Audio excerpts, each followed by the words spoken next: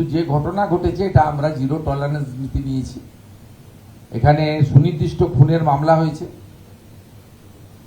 জামিন অযোগ্য ধারায় গ্রেপ্তার হয়েছে, এই 8 জনকে পুলিশ কাস্টডিতে নেওয়া হয়েছে।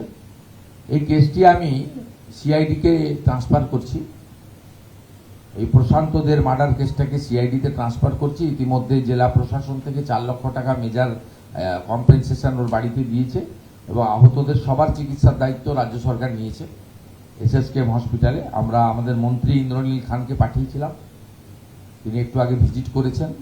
আমরা তাদেরকে সুস্থ করার সম্পূর্ণ চিকিৎসার দায়িত্ব সরকারের পক্ষ থেকে নিয়েছি এবং আমি এই পরিবারকে আরও মুখ্যমন্ত্রীর রিলিফ ফান্ড থেকে আরও 5 লক্ষ টাকা অ্যাডিশনাল আমরা দেব।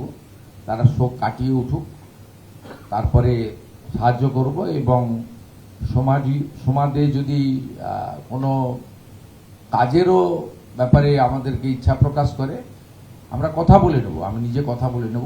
সেক্ষেত্রেও সরকার বা মুখ্যমন্ত্রী ওই পরিবারের পাশে দাঁড়াবে এবং এই লোকেদের যাতে দ্রুত মানে গ্রেপ্তার থাকাকালীন, মানে কাস্টডিতে বা জেসি হোক পিসি হোক থাকাকালীন তাদেরকে আমরা ক্যাপিটাল পানিশমেন্ট দিতে পারি, তার জন্য বিশেষ ব্যবস্থা আমরা নেব। সেই জন্য এই কেসটি আমরা সিআইডিকে হ্যান্ড ওভার করছি।